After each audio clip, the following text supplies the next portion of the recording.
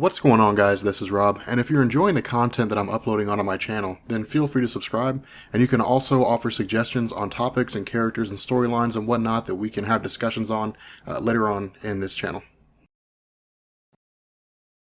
Oh my god, Rob Core. Dude, Black Widow is so good right now. Dude, oh my god, this is ridiculous. See, this is why I love all new, all different Marvel. Like, Black Widow's cool because she's the same as she was before, but it's like, man, I feel like all the good stories are the ones where characters are taking like where it's like espionage, spy action, stuff like that. For example, I think that Steve Rogers is a Hydra agent. I think he's better than Steve Rogers when he's not a Hydra agent. The story is so much better. Like, it's so much better than all the old Steve Rogers stuff. It's as good, if not a little bit better than Ed Brubaker's run. Ed Brubaker's run might be a little bit better because it has the return of Bucky Barnes to the Marvel landscape, but like Hydra Captain America is better than non-Hydra Captain America, I think. But God, Black Widow's so solid right now. So Mark Waid does like a hell of a job exploring her character and just being like, here's what Black Widow is about. So the first thing he does here is basically just pick up with the idea that Black Widow is like, she basically invaded S.H.I.E.L.D headquarters, invaded a helicarrier, and Maria Hill's like, Natasha Romanoff is public enemy number one for S.H.I.E.L.D. Now, this is a cool thing because what Mark Waid is giving us is Natasha Romanoff taking out every single S.H.I.E.L.D. agent that she comes across. She literally crushes them all. I mean, every single one. Like, not one of these S.H.I.E.L.D. agents can stand against her. And that's crazy because we know that Natasha Romanoff is like really capable, right? When it comes to being like a S.H.I.E.L.D. agent, we know that she's one of the most formidable S.H.I.E.L.D. agents that's out there, but her training, or at least her whole skill set, doesn't really come from S.H.I.E.L.D. It comes from the Red Room. But even then, like as a member of the Avengers, as a S.H.I.E.L.D. agent, not really like a S.H.I.E.L.D. agent directly, I guess, more like a Avenger that's contracted by S.H.I.E.L.D. But as someone who's associated with S.H.I.E.L.D., we always knew that she was highly capable. But in truth, she's going against every single one of these guys. She's going against all of them. Now, from here, we actually pick up a week before her escape from a S.H.I.E.L.D. helicarrier. And we actually join, or at least we basically join a woman, a S.H.I.E.L.D. agent, who's being put to rest. Now, this involves a couple people. The first one is, of course, Maria Hill herself. The second one is an agent named Elder. I mean, that's really just his name, Agent Elder. But while Maria Hill and Elder are talking to one another, there's basically voices in the background, something to do with people who basically have the intention of killing Maria Hill or Agent Elder. And so the cool thing about this is that Natasha Romanoff is basically watching all these events unfold. Now, in terms of how we got to the point where she's here, we don't really know, but it really seems to be that the notion, or at least the events as they're unfolding right now, is her just keeping tabs on things. But what she does is she goes through almost every single one of these guys that's basically camped out. These assassins, takes all of them out to the point where there's actually a guy walking behind Maria Hill and Elder with an umbrella who intends to kill him. Now, this is how good Black Widow is. This is how solid she is. Maria Hill and Elder have no idea what's going on. They're 5 feet in front of this guy with a knife in his hand that plans to kill Maria Hill. Black Widow gets in there, kills this guy without making a sound. Not one sound. Not a drop of a knife, nothing. And Maria Hill and Elder just continue on their conversation. Of course, you have Black Widow, who more or less guides this guy where it looks like she's walking with someone that she's with, tosses his body in the bushes, and then turns her gun on another guy that snuck up on her. Now, the cool thing about this is that Black Widow's question is, how did they know about this location? And the reason why is because, at least as this guy explains, is that they're all there for a mission. Of course, he doesn't really go too far into what this mission is initially. Instead, what he says is that he's not the only one that's there. That, yeah, Black Widow's good, yes, she's very skilled, but they have agents everywhere. They have people positioned everywhere for the purpose of annihilating the cemetery. One of them is basically a priest with C4 under his gown. And the result is that if Black Widow does not drop her gun, if she doesn't drop her weapons, if she doesn't surrender, they're gonna blow up the whole cemetery. Now, the reason why this cemetery is important, the reason why it's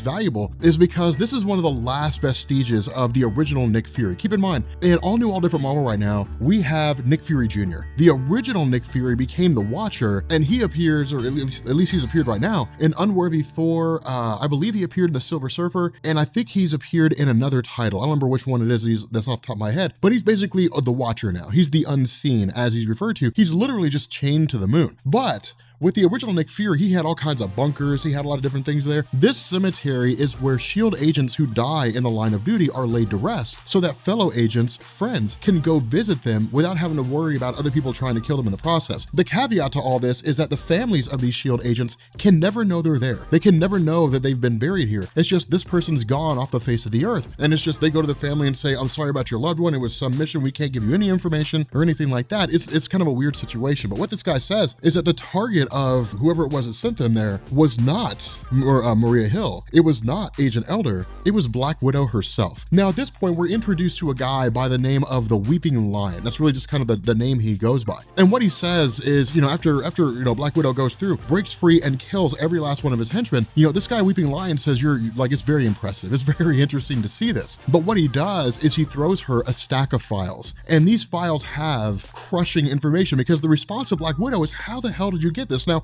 Mark Waid does not initially tell us what this information is. It's just kind of like, this is damning information for Black Widow. So it's like, what in the heck is going on here? And the reason why this is so important is because Weeping Lion basically says, you're going to fill a job for me now. You're going to fulfill a role for me, a position for me. You're going to do something for me. And if you don't, then I'm going to leak all this information out to the world. And it's going to bring everything you know and everything you care about crashing down around you. And so this is kind of like a multi-stage mission in the sense that she's got to go to one location, grab something, go to another location and grab something else. But what this really does is it basically leads her to New York. Now, the cool thing about this little segment, the cool thing about this little bit of storytelling here is that Mark Waid gives us like this awesome perception of how like this spy world works in Marvel Comics. And that's why I love this story so much. And when people sit down and they think of Marvel Comics, they think of like Spider-Man. All right, you got Peter Parker off doing his whole thing. You got Parker Industries and you got Dan Slott's Clone Conspiracy and all that kind of stuff. When people think of Marvel Comics, they think of the Incredible Hulk. You got Amadeus Cho as the Incredible Hulk now, or they think of Bruce Banner, the Incredible Hulk. They think of like Captain America, Steve Rogers racing off with the Avengers to save the day. What this Black Widow story does is it almost creates this juxtaposition that's almost exactly in line with like the Marvel movies and then like the Netflix series. And what I mean by that is the Marvel movies are grandiose. They're huge. Captain America, Civil War, all the superheroes are fighting each other. Meanwhile, the Netflix series is like, here's Daredevil on the street level, on the ground level. And that's why this is so cool, because it's all grounded. It's not some great big huge grandiose thing. Black Widow's not fighting aliens. It's spy stuff, and it's awesome. And the reason why is because as she's walking through this crowd, different people are walking by her, but all these people are members of Weeping Lion's agency, and they all tell her in different parts. One person walks by and says, you're to fly to Russia. Another person walks by and says, to the catacombs of the Red Room. Another person walks by and says, to retrieve a certain file. It's so cool. It's one of the coolest things that I've ever seen in comics. I was going through this book, then I was like, Jesus, this is amazing. Like, this is so fanboy. This is so awesome. It's small, but it's cool. Now, in addition to this, Agent Elder is basically tracking down Natasha Romanoff. Now, keep in mind, the reason why Agent Elder has it out for Romanoff is because with her not really being a S.H.I.E.L.D. agent, she doesn't really look at herself as someone that needs to watch out for her S.H.I.E.L.D. agents. Really, Black Widow is a loner, and she always has been. Ever since her character first showed up when she was a bad guy, and when she eventually reformed and became a good guy, when she first appeared and she had basically led Hawkeye down the Primrose Path, where he initially started out as a villain and then became a good guy, she was always a loner. She was always manipulating people, tricking people, that kind of a thing. It's always been that way. For Agent Elder, his protege was basically killed because of the negligence of Black Widow and just going rogue. And so he's basically at a point where he's trying to grab her and bring her in. But every step of the way, she knows he's there. When he's following her, she sets up a tripwire and the guy falls down. She takes off to an airport. She flies off to Russia. Now, at this point, we start to get into the backstory of Black Widow a little bit. And it's really interesting because going to these grounds of the old Red Room in Marvel Comics, it gives us a chance to talk about this larger picture in terms of how these different spy agencies correlate to the larger superhero community at the time. Now, what I mean by this is when it comes to Marvel Comics, you have all different kinds of organizations, right? I mean, you've got like S.H.I.E.L.D., S.W.O.R.D., you have Armor, you have the Avengers, you have the Winter Guard, you have all these different teams and these different factions and so on that exist. The Red Room dates all the way back to really to the early days of Marvel Comics with the rise of the Avengers, and it basically was a subsect of an organization called Department X. So here was the deal. When the Avengers first showed up, their whole storyline more or less coincided with, like, you know, the Cold War. That was really what it was. It was the United States versus Russia. Now, here in the real world, it was just a series of proxy wars, right? I mean, you had the Vietnam War, the Korean War, you had the Cuban Missile Crisis. It was like a 15-day standoff where Russia put missiles in Cuba, which is a response to the US putting missiles in Turkey. You had the Soviet-Afghan War. You had a lot, you had the space race. You had all these different elements of the Cold War. In Marvel Comics, you had all that, but you also had superheroes. And so when the Avengers first showed up in Marvel Comics, they were an American team. They were not international. I mean, sure, they fought to save the Earth, but their home base was in America. And so people were like, the Avengers are homegrown Americans. Tony Stark, American. Captain America, American. You know, Hank Pym, the Incredible Hulk, Americans. And so because of that, Russia responded by basically running around the entirety of their country, grabbing any superheroes that they could, or anybody with superpowers. Now, this is why Colossus was eventually rescued by Charles Xavier, because Colossus was one of the people with superpowers who was tagged by the Russian government to be retrieved and to serve as part of their super soldier program. At the same time, you also had Weapon X. Steve Rogers was the first successful super soldier. Following him, you also had a multitude of other people and organizations that were trying to duplicate the super soldier serum. But with regards to the United States and Canada's Department K, their whole branch off from the Canadian government, their Black Ops group more or less, they had, you know, the Weapon X project, and it was a joint venture designed to basically duplicate the Captain America super soldier serum, which resulted in really adamantium being grafted to the skin of Wolverine, him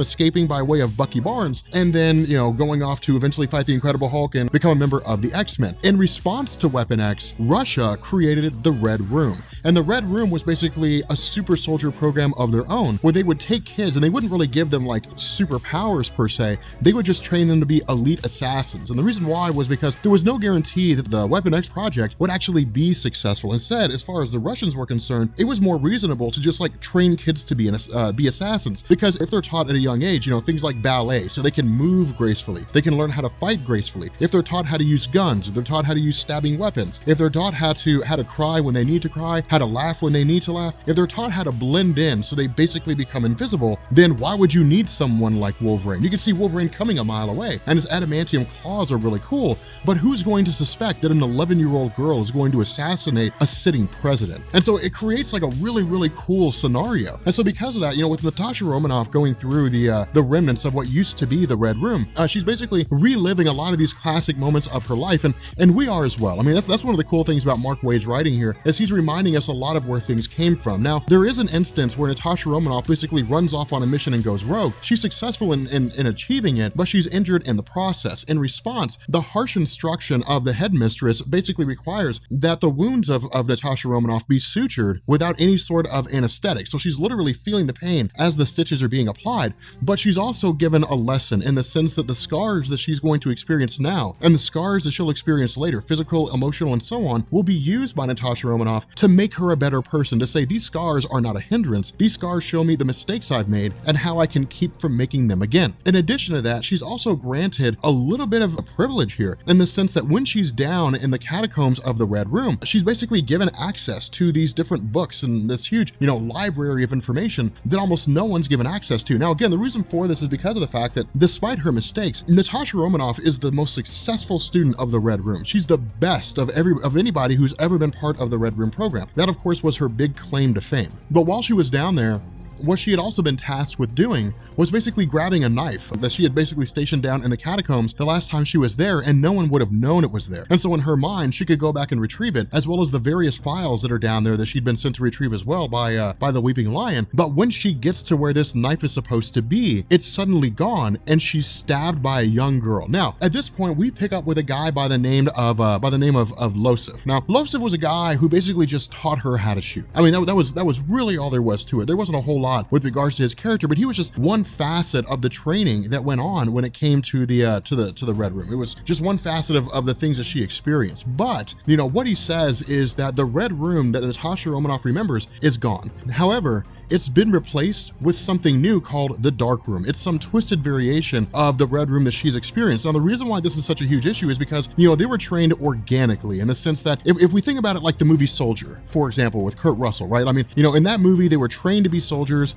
using traditional methods. I mean, they were taken as kids, they were more or less brainwashed, but they were organic soldiers. There was nothing artificial about them. But then this new generation of soldiers came along, and they were, they had augmented abilities. They had enhanced strength, enhanced agility. They were unnatural. They had never been forged in the fires of combat and didn't know the difference between what it meant to be an actual soldier and really someone who was kind of like an artificially created super soldier, if that makes any sense. That's kind of what Mark Waid's drawing on here, where he's saying that these kids are being trained in a far more ruthless way. There's no government oversight. It's just someone out there training these kids on how to be, how to be assassins, and they seem to be doing it for their own goals, for their own purpose. And so with Natasha Romanoff breaking into this facility, once she gets there, she basically finds her headmistress. Not only that, there's also the headmistress's daughter. Now, the reason why we kind of skipped over the Anya character a little bit is because I wanted to wait until we got to this point to flesh this out. Otherwise, we would have kind of been like, and then there's Anya, and then we would have skipped it. Anya was a girl who was basically the daughter of the headmistress, while Natasha Romanoff was part of the Red Room. The issue with this was that the headmistress would never allow her daughter to be trained as part of the Red Room. Instead, the Red Room organization itself, or the Red Room Academy, was a place where the daughter of the headmistress, Anya, just stayed there. And so while she tried to befriend Natasha, while she wanted to go out on missions with Natasha, Natasha always said, no, you would be a distraction in the field. However, what seems to have happened is that Anya has essentially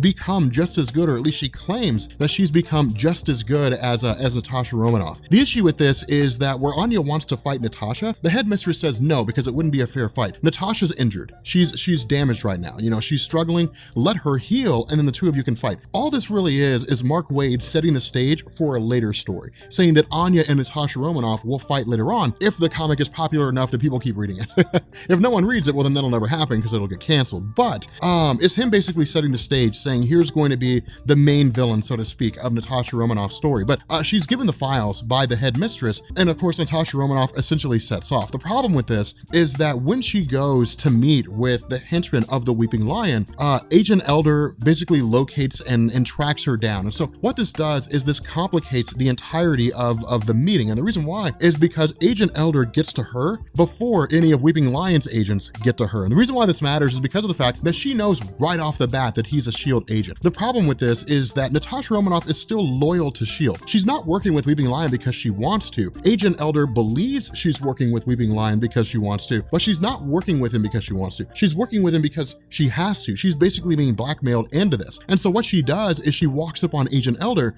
and then says, you must be here on behalf of the Weeping Lion. Treats him like she's supposed to be his contact. Now, of course, with Agent Elder having no idea what's going on in terms of, what it is that Natasha's doing, but with the desire to bring her in, he follows along.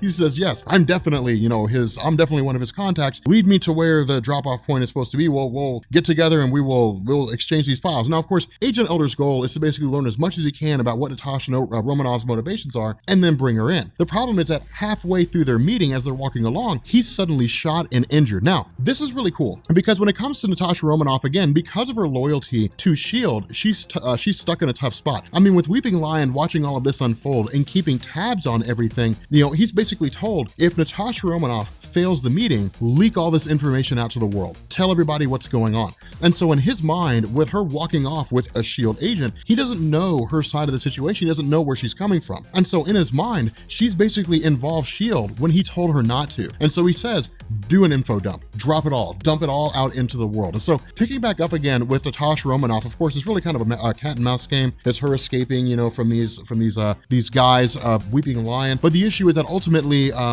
Agent Elder is injured in the process. And in the end, Natasha Romanoff hands over the files because, again, she's loyal to S.H.I.E.L.D. and she doesn't want to get a S.H.I.E.L.D. agent killed if she doesn't have to. The issue with this is that Agent Elder responds by saying, either we have those files or no one has those files. And so it's basically him coming to the realization that Natasha's always been a good guy, that Natasha was always trying to do the right thing, that if his protege was killed, it was not because Natasha meant for it to happen. It was because something came up that required her attention. She acted trying to save everybody's life, and she just wasn't able to save the life of Elder's protege. And so because of this, Agent Elder basically pulls a grenade pin, everything gets blown up, and Natasha Romanoff is the only one who's basically left alive. And so what happens is this information gets dumped out. And one of the things that Weeping Lion says is that of all the people who are going to be affected by this, the person that's going to be affected really more so than anybody else is going to be Tony Stark. Now, this is when I say this story gets badass. This is when I say this story gets so good. The reason for this is because we basically pick up with Tony Stark working on his own Ironman technology, so on and so forth, some suit that he has. But there's also a woman by the name of Lisa, I think, with regards to a New York news station that's talking about all the events that are unfolding. And what we learn is that by way of this information dump, a lot of things have come out. But one of the things that have come out was that Natasha Romanoff was instrumental in the kidnapping of Ho Jensen. Now, for those of you guys who don't know, Ho Jensen was the guy who was kidnapped and taken to Vietnam to work under the tutelage, or I guess to work for a warlord. During this time, Tony Stark was kidnapped by the same warlord. He and Ho Jensen were forced together, which is when Tony Stark first built the Iron Man armor. And so it's like, damn, Natasha Romanoff goes back that far. That's absolutely insane. And so again, Tony Stark, tracking her down, of course, tells his AI Friday, find Natasha Romanoff. And so our thought is, oh my God, he's gonna kill her. He's gonna kill her when he finds out that she's the reason Ho Jensen got kidnapped. Because remember, because Ho Jensen was kidnapped and because they were building an Iron Man suit to escape, ultimately Ho Jensen had to sacrifice his life to buy Tony Stark time. Ho Jensen died, his family was left behind, and Tony Stark basically modeled his life after what he learned from Ho Jensen in terms of the value of life, the value of humanity, being a contributing member of society. And so because of this, once he locates Natasha Romanoff, of course he finds her on a payphone, leaving a message for somebody. We don't know who this person is, but it's Tony Stark also calming down and saying, look, come back to Stark Tower, we'll get this sorted out. We'll get things figured out. I mean, it's also him realizing, that, hey, look, she really is behind the kidnapping of Ho Jensen. But the other thing to keep in mind here is that it's not like this is just a person out there, right? It's not like there was some information dump and it said, this guy in some, part of the world was instrumental in kidnapping Ho Jensen, because if it was just some nobody, Tony Stark would have killed them probably. He probably would have just flown them to the moon, flown them into space and left them there. But this is Natasha Romanoff. Natasha Romanoff has saved Tony Stark's life before. She's been an instrumental member of the team, especially when it comes to being an information broker, providing them with information that the Avengers wouldn't normally be able to get on their own. Now from here, we basically have, Tony Stark moving Natasha Romanoff past the main foray, so to speak, and into a private area where she can get changed and so on and so forth. But it requires passing through a bioscan. This is where, God, man, Natasha Romanoff is so badass. This is where he scans her body and he says, hey, look, you have all these injuries, but all I'm picking up on bio readings are a couple scratches and bruises. Of course, she knocks him out with the widow sting, I think it is, and she basically says it was all makeup. I put makeup on to make it look like I was just in absolute shambles. You just came whisking by, and you grabbed me and brought me back here. This is her basically saying, I knew that he would be able to hack a public payphone. I knew he'd be able to find me. What she needed was access to Stark International. And the reason why she needed access to Stark International is because once she travels back to the base of Weeping Lion, she says that during their first encounter, when Weeping Lion had taken her to, wherever it was that they initially met, that she had seen a couple boxes that said Stark International, and she memorized the shipping code on one of them and figured out where it was that this box, what this address was. And so this entire scheme of hers was to basically put on a show like she really was working for Weeping Lion, to put herself in a situation where she would be absolutely battered and bruised, draw the attention of Tony Stark, and then find a way to get back to the Weeping Lion. Now, of course, the information dump was not her intention. Her intention was to just find a way to get close to Weeping Lion and to eliminate him. But the information dump just came by way of the fact that Agent Elder had essentially screwed up when he stepped in, and she had to just sort of play it by ear. But what we also find out is that this guy, Weeping Lion, is just like he's a front. He's a distraction. He's not running anything. He's not running the show. It's his brother that's running the show. And God, this is so sweet. I love the character of Black Widow in this story. The funny thing about this is that her brother says, I know everything about you. I know everything there is to know about you. And the reason why is because I'm a telepath. I can read minds. I know every last one of your secrets. I know the secrets that were not on files, and I can dump those secrets out to the world. And Natasha Romanoff says, no, you're not. You're not going to do any of that. And the guy says, why? She says, because I'm the Black Widow, damn it. I broke in. I know people are going to quote that. She's like, I'm the Black Widow. I broke in. I stole information from Stark International, from one of the smartest men with some of the best security in the entirety of the Marvel Universe. Did you really think I was going to walk away empty-handed. And so of course she says she has a device that's designed to block people from being able to read her mind. And she also stole a repulsor. And so she sends this kid flying out flying through a window. She walks up on him and says, I don't know what kind of show you're putting on here. I don't know what kind of game you're running here, but you're way out of your league. And so from now on, you're not just some guy who's carrying out his own wishes and wants. No. You work for me. With that being said, guys, we're gonna bring this video to an end. God, Mark Waid's Black Widow is amazing. If you guys are new here to Comics Explained, make sure you guys hit the sub button to become part of the Rob Corps. If you guys enjoyed this video, make sure you drop a like, and yeah, leave a comment down below. Let me know what you guys think about Mark Waid's Black Widow, because this story's good. Good. And yeah, I will catch you all later. Peace.